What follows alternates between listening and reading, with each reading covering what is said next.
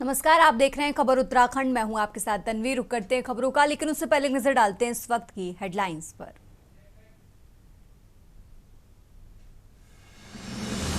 धराली आपदा में GPR radar तलाशेगा, मलबे में दबी जिंदगियां, 480 लोग फंसे, निकाले गए, 49 की तलाश जारी।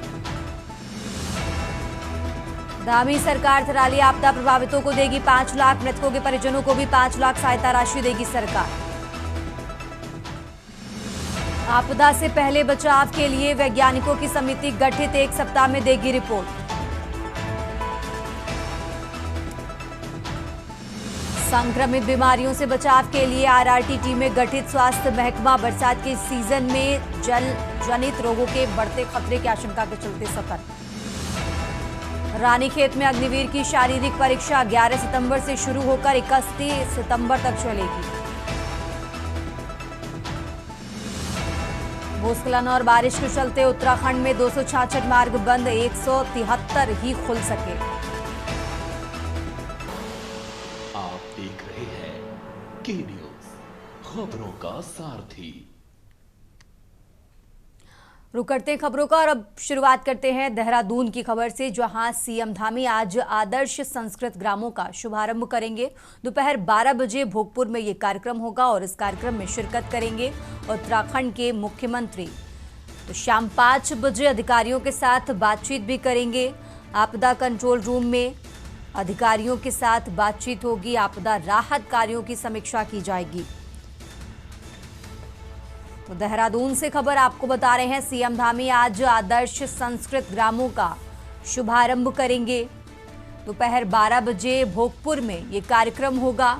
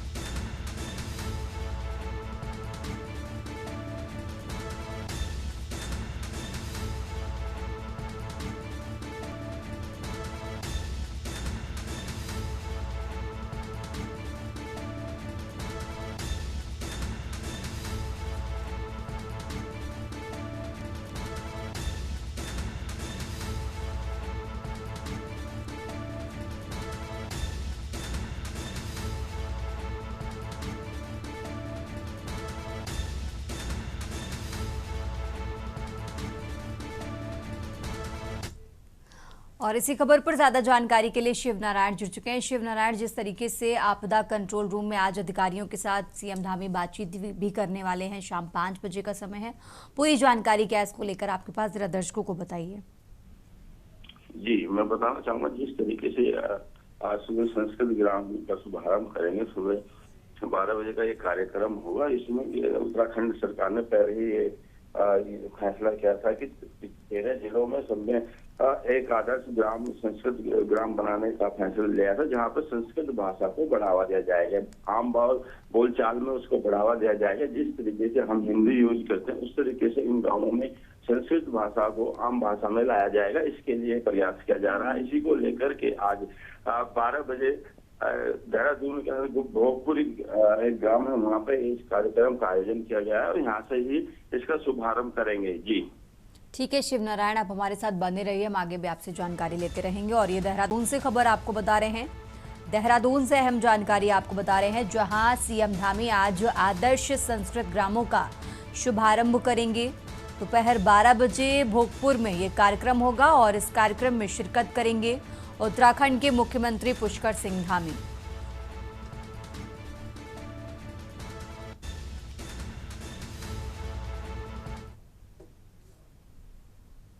आगे बढ़ते हैं खबरों में। देहरादून से एक और खबर आपको बता रहे हैं, जहां रेस्क्यू ऑपरेशन से जुड़ी खबर है। मौसम खराब होने की वजह से हेली सेवाएं रोकी गई हैं। अब तक 1126 लोगों का सुरक्षित रेस्क्यू किया गया है। आपको बता दें, हेलीकॉप्टर की 257 लोगों का रेस्क्यू किया गया। हेलीकॉप्टर की मदद से 257 लोगों का रेस्क्यू किया गया है। आज रेस्क्यू ऑपरेशन का छठा दिन है। तो यह अहम जानकारी आपको बता रहे हैं, जहां चियाली सौड़ जॉली ग्रांट मातली में पहुंचाए जा रहे हैं लोग। तो देहरादून से खबर आपको बता रहे हैं, चिन्याली सौड़ जॉली ग्रांट मातली में लोग पहुंचाए जा रहे हैं। आज रेस्क्यू ऑपरेशन का छठा दिन है। हेलीकॉप्टर की मदद से 257 लोगों का रेस्क्यू किया गया है और अब तक आपको बता दें 1126 लोगों को सुरक्षित निकाल लिया गया है। और मौसम खराब होने की वजह से हेली सेवाएं फिलहाल रोकी गई हैं। तो देहरादून से बड़ी खबर आपको बता रहे हैं, जहां रेस्क्यू ऑपरेशन से जुड़ा बड़ा अपडेट आपको बता रहे हैं। आज रेस्क्यू ऑपरेशन का छठा दिन है। मौसम खराब होने की वजह से हेली सेवाएं रोकी गई हैं।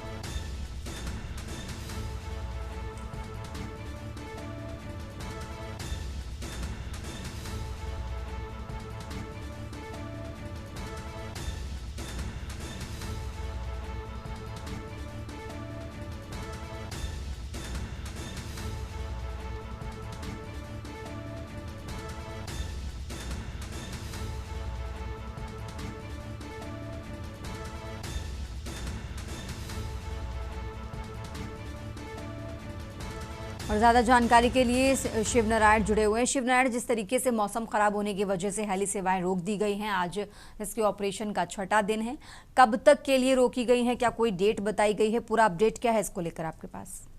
देखिए, ये इस तरीके की डेट तो नहीं दी गई, लेकिन हाँ, मौसम को देखते हुए जब तक मौसम पूरी तरीके से साफ नहीं हो जाता और जब तक कि रोकी गई है, और क्योंकि मौसम इस तरीके से हेली सेवाओं को उड़ाने के रिस्क नहीं लिया जा सकता। पूर्व में भी देखा गया कि किस तरीके से इस मौसम खराब में होने के बावजूद जो उड़ान भरी गई थी उसमें हमें नुकसान उठाना पड़ा था। ऐसे में अगर मौसम खराब है तो उसको रोक दिया गया है, जब तक मौसम विभाग की तरफ से पूरी तरीके से क्लियरेंस नहीं आ जाता, जब तक ये हेली सेवाएं रोक दी जाएंगी। जी ठीक है शिव नारायण, बहुत बहुत शुक्रिया आपका तमाम जानकारी दर्शकों तक पहुंचाने के लिए। और ये देहरादून से खबर आपको बता रहे हैं, अब तक 1126 लोगों को सुरक्षित बाहर निकाला गया है। हेलीकॉप्टर की मदद से 257 लोगों का रेस्क्यू किया गया है। आज रेस्क्यू ऑपरेशन का छठा दिन है।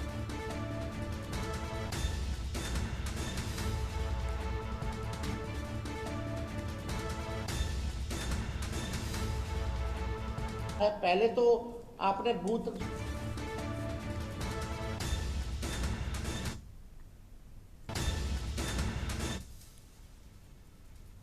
और अब खबर रामनगर से है। मुख्यमंत्री पुष्कर सिंह धामी अवैध कब्जों के खिलाफ सख्ती की नीति के तहत प्रशासन की कार्रवाई लगातार जारी है। इसी क्रम में ढेला क्षेत्र स्थित राजकीय इंटर कॉलेज के खेल मैदान में बनी एक अवैध मजार को प्रशासन द्वारा बुलडोजर चलाकर ध्वस्त कर दिया गया है।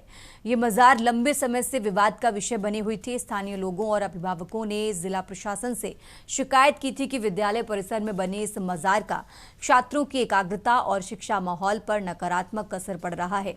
मामले की गंभीरता को देखते हुए प्रशासन ने सर्वेक्षण कराया और शिक्षा विभाग से इस पर रिपोर्ट मांगी। जांच में स्पष्ट हुआ कि मजार का कोई धार्मिक या ऐतिहासिक महत्व नहीं है और ये सरकारी विद्यालय की भूमि पर अवैध रूप से बनाई गई थी। खंड शिक्षा अधिकारी सहित कई अधिकारियों ने तत्काल कार्रवाई की मांग की थी और तय समय पर स्कूल प्रबंधन की उपस्थिति में मजार को बुलडोजर से शांतिपूर्वक ढहा दिया गया है।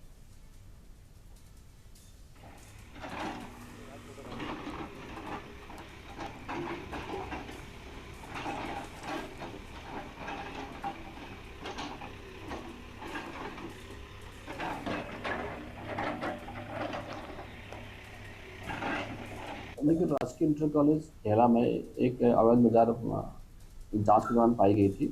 इसमें इसके रिकॉर्ड को भी तलब किया गया तथा विद्यालय प्रशासन से भी इसमें वार्ता की गई थी। विद्यालय प्रशासन के द्वारा इसमें बाजार को हटाए जाने हेतु प्रशासन सहयोग चाहा गया और इसके बाद आज विद्यालय प्रशासन, विद्यालय और प्रशासन के द्वारा और पुलिस के साथ मिल करके इस अवैध बाजार को वहाँ से हटा दिया गया है और सब अब पूरी कार्रवाई शांतिपूर्ण तरीके से रही। तो कितनी बाजार अब तक हटा दी गई? और देखिए, अभी तक अगर सारे डिपार्टमेंट्स को मिलाकर देखा जाए तो लगभग 18 से हट।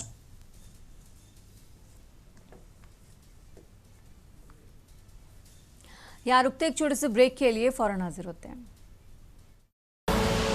आप देख रहे हैं के न्यूज़, खबरों का सार।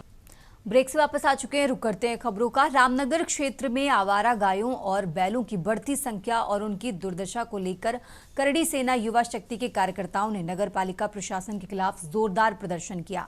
कोटद्वार रोड स्थित पानी की टंकी पर प्रदेश अध्यक्ष सूरज चौधरी अपने सहयोगियों संग चढ़ गए और प्रशासन के खिलाफ नाराजगी जाहिर की। प्रदर्शनकारियों ने आरोप लगाया कि नगर क्षेत्र में लंबे समय से आवारा पशु सड़कों पर घूम रहे हैं, जिससे दुर्घटनाओं का खतरा बना हुआ है। स्थानीय नागरिकों का कहना है कि समस्या के समाधान के लिए कई बार नगर पालिका से गुहार लगाई गई है, लेकिन अब तक कोई ठोस कार्रवाई नहीं हुई। करड़ी सेना ने आरोप लगाया कि एक सप्ताह पहले ज्ञापन देने के बावजूद प्रशासन ने केवल कुछ पशुओं को पकड़कर औपचारिकता निभाई। इस लापरवाही के कारण कई गायें सड़क हादसों का शिकार हो चुकी हैं। सूचना मिलते ही नगर पालिका के अधिशासी अधिकारी आलोक कुनियाल मौके पर पहुंचे और प्रदर्शनकारियों से वार्ता की। उन्होंने 15 दिनों के भीतर अभियान चलाकर सभी आवारा पशुओं को गौशाला भेजने का आश्वासन दिया है। साथ ही पशु स्वामियों के खिलाफ सख्त चेतावनी दी है। करीब 1.5 घंटे चले हंगामे के बाद प्रदर्शनकारी टंकी से नीचे उतरे और चेतावनी दी कि अगर समय रहते कार्रवाई नहीं हुई तो उग्र आंदोलन किया जाएगा।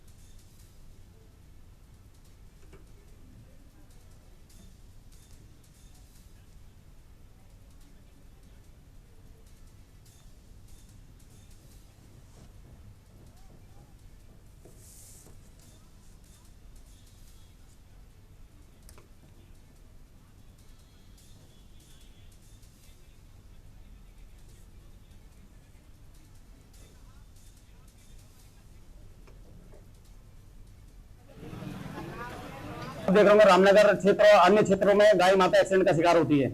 वर्तमान में भी अपना दावता के पास में गाय चोटिल हुई, उसका भी उपचार करा, उसको भी भूमि स्थान देने का काम किया। लेकिन बीते 10 दिन पूर्व में नगर पालिका में एक हमने विरोध प्रदर्शन दर्ज कराया, गाय को ले जाकर नगर पालिका में बांधा। हमने विरोध दर्ज कराया कि करके भाई आप यहाँ से रामनगर क्षेत्र में जितनी भी गाय है इनकी व्यवस्था बनाइए, लेकिन नगर पालिका के कान के लिए जू तक नहीं।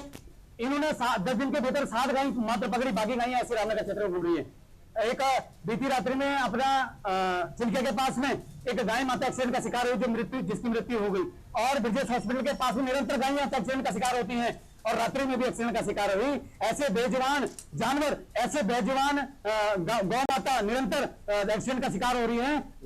आज आपके द्वारा ये डिमांड की जा रही थी कि गाय के संरक्षण के लिए और बेहतर कदम उठाए जाएं, तो इसके संबंध में मैं जानकारी देना चाह रहा था कि नगर पालिका के अपने स्वयं स्रोतों से एक गौशाला निर्माण का कार्य किया जा रहा है और जिसमें बहुत ही जल्दी 2 महीने के अंदर हमारे पास एक अपना खुद का एक स्थान हो जाएगा, जहां पर हम शहर भर से जितने भी निराश्रित पशु हैं उनको ले जाकर वहां पे आश्रय देंगे। साथ ही दूसरी जो इनके द्वारा बताया गया मुद्दा वो ये था कि गाय जिनके टैग लगे हुए गाय हैं, तो उसके संबंध में मैं बताना चाह रहा हूँ कि इसमें 1 हफ्ता पूर्व जब ये आप हमसे मिले थे तो हम लोगों ने एक अपने समस्त सुपरवाइजर्स को भी एक लिखित तौर पे एक आदेश दे दिया था कि 7 दिन के अंदर आप सभी आपके क्षेत्र में जितनी भी ऐसी गायें जिनके कानों में टैग लगा हुआ है उसकी पूर्णतः सूची बना के दें। तो कुछ सुपरवाइजर्स ने जो हमको सूची दी थी तो उसमें हमारा लगातार समन्वय चल रहा है।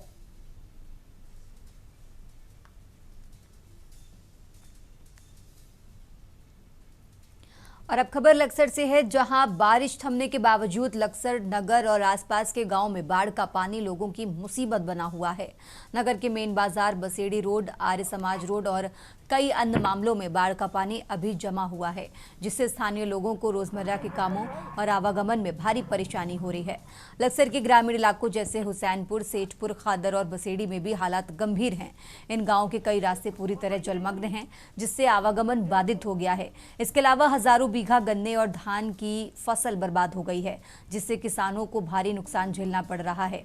स्थानीय निवासियों का कहना है कि प्रशासन द्वारा किए जा रहे बाढ़ नियंत्रण के दावे जमीनी स्तर पर नाकाफी साबित हो रहे हैं।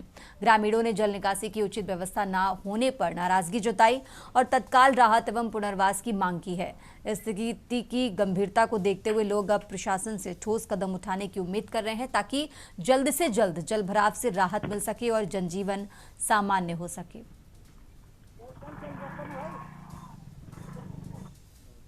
जब से बारिश हुई थी 2-3 दिन लगातार बारिश होने के कारण ये पानी भरना शुरू हो गया था, जिसका मेन कारण ये है कि जो जल भराव का जो निकासी का काम थे वो सारी पुलियाँ बंद हो चुकी है। लोगों ने अपना अपना उससे वो बंद कर लिया है। सरकार का इस तरफ कोई ध्यान नहीं है, लोग इसी तरफ के देख रहे हैं और ज़्यादा से ज़्यादा परेशानी हो रही है क्योंकि यहाँ निकलना है जी। यहाँ पर बाढ़ जैसे हालात है, रात को भी लोग यहाँ पर जाग कर अपनी रात निकाल रहे हैं क्योंकि ऐसा लगता है कि अगर थोड़ी सी बारिश तेज हो जाए तो ऐसा लगता है कि और ज़्यादा पानी ना बढ़ जाए, कि घरों के अंदर और पानी ना बढ़ जाए। सर बसेटी रोड है तो पानी में बहुत ज़्यादा दिक्कत हो रही है आने जाने में, और ये अभी तक उतरा नहीं है, काफ़ी ज़्यादा समस्या हो रही है।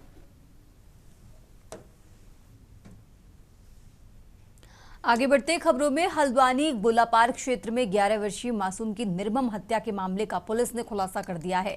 एसएसपी नैनीताल प्रहलाद मीणा ने बताया कि घटनास्थल के पास से बच्चे के कटे हुए अंग बरामद किए गए। इस मामले में आरोपी निखिल जोशी को गिरफ्तार कर न्यायिक हिरासत में हल्द्वानी जेल भेजा गया है। घटना 4 अगस्त की है, जब बच्चा अपने घर से लापता हो गया था। अगले दिन सुबह उसका शव आरोपी के घर के पास खेत में दबा मिला। हालांकि उस समय शव के कुछ अंग बरामद नहीं हो पाए थे। पुलिस जांच में सामने आया कि तांत्रिक क्रियाओं के चलते आरोपी ने मासूम की हत्या की। पुलिस ने बताया कि बच्चे को घिनौनी हरकत के लिए आरोपी लाया था। बच्चे द्वारा मना करने पर उसकी हत्या कर दी गई। मामले की गंभीरता को देखते हुए पुलिस ने मनोचिकित्सक की मदद से आरोपी से पूछताछ की, जिसमें हत्या की पूरी सच्चाई सामने आई। पुलिस के अनुसार आरोपी को सबूत मिटाने की पूरी जानकारी थी, जिससे जांच चुनौतीपूर्ण रही। इस घटना में शव मिलने के बाद परिजनों और ग्रामीणों में आक्रोश फैल गया है, जिसके चलते काठ गोदाम चौकी का घेराव हुआ और पुलिस को लाठीचार्ज करना पड़ा।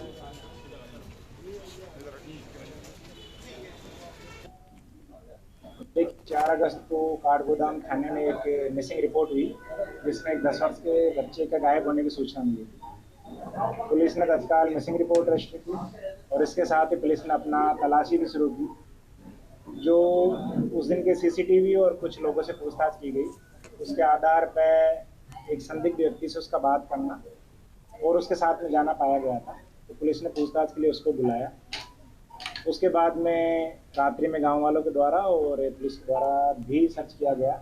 अगले दिन सुबह पुलिस को अपने स्निफर डॉग के माध्यम से जो मिसिंग बच्चा था उसकी बॉडी मिलती है, जो हमारा संदिग्ध उससे घर के पीछे की तरफ। और जब देखा गया तो बॉडी में सिर और एक हाथ नहीं था। उसके बाद उस सारे क्षेत्र में पुलिस के द्वारा बहुत सघन तलाशी की गई, हर जगह देखा गया। सीसीटीवी का, इसके साथ साथ ड्रोन का और उसके साथ साथ में हमारे एफएसएल की जो टीम है उनका भी यूज किया गया। और पुलिस ने मैनुअली और इक्विपमेंट से हर तरीके से वहाँ जो बचे बॉडी पार्ट थे वो तलाश करने का प्रयास किया। क्योंकि पहले दिन से ही एक संदिग्ध जो है उसको पूछताछ के लिए बुलाया जा रहा था, उसके द्वारा अलग अलग पूछताछ में अलग अलग बयान दिए गए और अपने आप को मानसिक रूप से रोगी होना और अपनी मानसिक अवस्था ठीक नहीं होने का पुलिस को गुमराह करने का प्रयास किया। इस चीज़ की सत्यता के लिए हमने मनोचिकित्सक जो विशेषज्ञ हैं उनकी मदद की और उनके द्वारा बताया गया है कि ये पुलिस को गुमराह करने का प्रयास कर रहा है और ये जो है जानबूझ के इस तरीके के सिम्टम्स और इस तरीके के बयान दे रहा है ताकि पुलिस इस सारे घटनाक्रम को किसी और की संलिप्तता तांत्रिक क्रिया में। उत्तराखंडी खबरों में फिलहाल इतना ही। आप देखते रहिए के न्यूज़ इंडिया।